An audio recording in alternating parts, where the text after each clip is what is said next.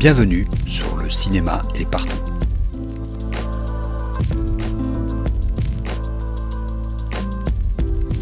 Un podcast sur l'industrie du cinéma et ses évolutions.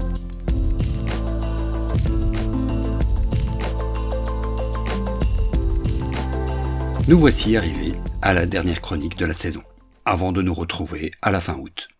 Et en faisant un petit retour en arrière, sur les 41 précédents épisodes de cette saison, on remarque que les événements de l'année 2022-2023 nous ont lentement amenés à la situation dans laquelle nous sommes au milieu de cet été 2023. J'ai commencé la saison en relatant les mésaventures du film de Nabil El Arbi et Bilal Fallah, Bad Girl, sacrifié sur l'autel de la réorganisation de l'univers DC Comics.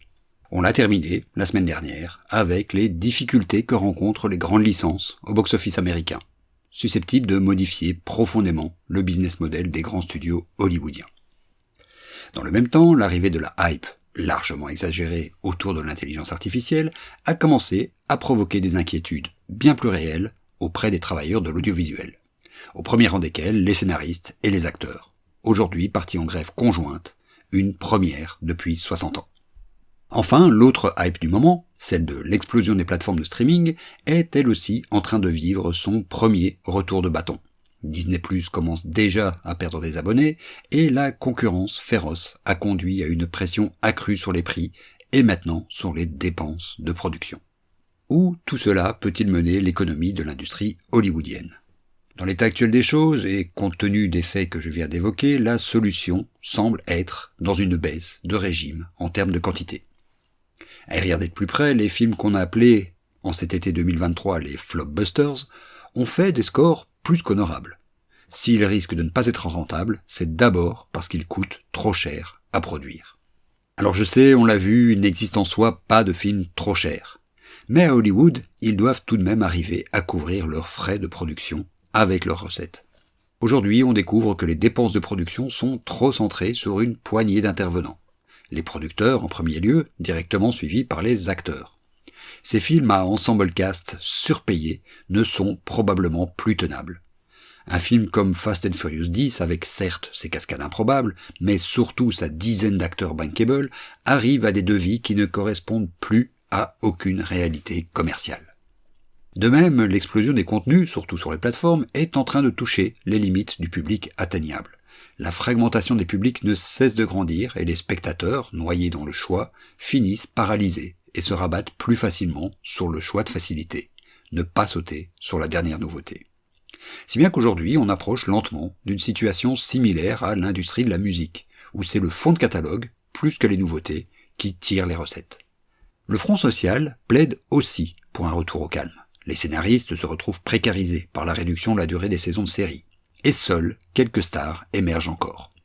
De même pour les acteurs, on a vu la difficulté qu'a Hollywood à faire émerger de nouvelles stars. C'est aujourd'hui toute une génération d'acteurs et d'actrices qui se trouvent relégués dans l'ombre, où leur travail risque en plus d'être transformé en gig économie, comme on le verra un peu plus loin. Tout cela plaide pour un renouvellement de la structure industrielle et de l'offre éditoriale d'Hollywood. Il est d'ailleurs ironique que l'homme qui a été l'un des principaux initiateurs de la révolution du début des années 2000, Bob Iger, soit rappelé à la tête de Disney, clairement pour remettre de l'ordre dans la situation qu'il a lui-même partiellement créée. Revenons-en à l'IA, qui aura été le sujet de cette première pointée de 2023. Pour le cinéma, en tout cas le cinéma américain, la question a maintenant atteint son point focal, dont on parlait aussi ici il y a quelques mois, à savoir la propriété. Dans les revendications des grévistes hollywoodiens, que ce soit les scénaristes ou les acteurs, les revendications autour de l'IA sont claires. Il faut un cadre législatif précis sur la propriété de ce que permettent les avancées technologiques récentes.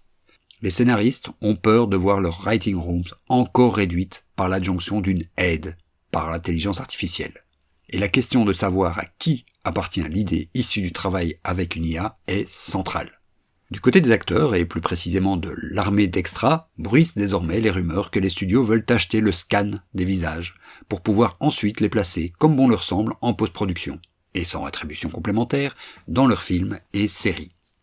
Sans doute cette hype de l'intelligence artificielle retombera, comme toute avancée technologique ces dernières années. Mais sa simple existence, et ce qu'elle permet, impose le débat social qui n'a pas eu lieu lors de la plateformisation de l'économie au début des années 2010. Ces inquiétudes trouvent un écho, peut-être plus feutré et surtout moins pointu, chez nous. On se souvient par exemple de la sortie de Justine Triet à Cannes sur le mode exception culturelle. Ici, plus que les revendications sociales, c'est la question du partage du gâteau qui reste d'actualité. Combien et surtout comment les streamers vont contribuer à l'investissement dans la production locale? Tous les pays d'Europe négocient leurs petits pourcentages. C'est que dans nos contrées, c'est un tout autre phénomène qui marque ces derniers mois, voire années. Ce phénomène, c'est celui de l'accroissement sans cesse plus grand entre culture populaire et vraie culture. Cela se voit dans le discours critique, avec l'acmé qu'a été l'élection de Jeanne Dielman au rang de plus grand film de tous les temps. Mais aussi dans la haine irrationnelle envers l'Astérix de Guillaume Canet. Ou encore dans cet écart sans cesse croissant, en France, mais aussi ailleurs en Europe, l'Italie, l'Allemagne, l'Espagne, entre un cinéma pour les grandes villes et un cinéma pour provinciaux. Sur ce créneau, on est passé carrément du dédain à l'ignorance. Les critiques découvrent des films qui deviennent des succès hors les murs des capitales, tandis que les distributeurs renoncent carrément à montrer leurs films à la presse installée ou aux exploitants des grandes villes. Dans notre petit pays, comme souvent, cette dichotomie se dessine plutôt autour de la frontière linguistique. On a d'un côté un cinéma flamand insolent de succès, autant critique que populaire, mais jamais en même temps, d'une diversité saisissante pour un si petit marché. De l'autre, une francophonie qui cherche désespérément à sortir de sa double image de cinéma social et d'absurdisme à la belge, et qui reste, surtout, financièrement et culturellement tournée vers, si pas dépendante de, la France.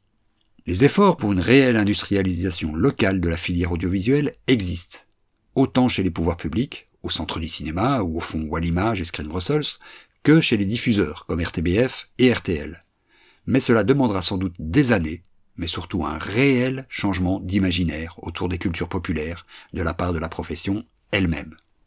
Peut-être que les premiers soubresauts de ces changements dans notre paysage médiatique apparaîtront à la saison prochaine. La première où l'opérateur privé RTL sera pleinement intégré à la production locale. La première, on l'espère, où les films de comédie et de genre que les acteurs institutionnels appellent de leur vœu commenceront à être développés.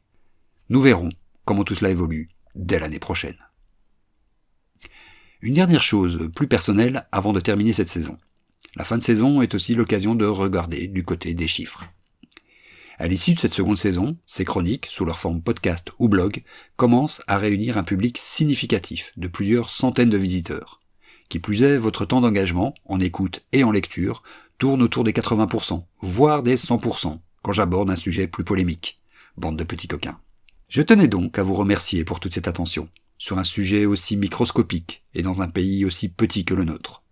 Ces chroniques sont à ce jour encore suivies dans une très grande majorité par des Belges, et c'est bien le but.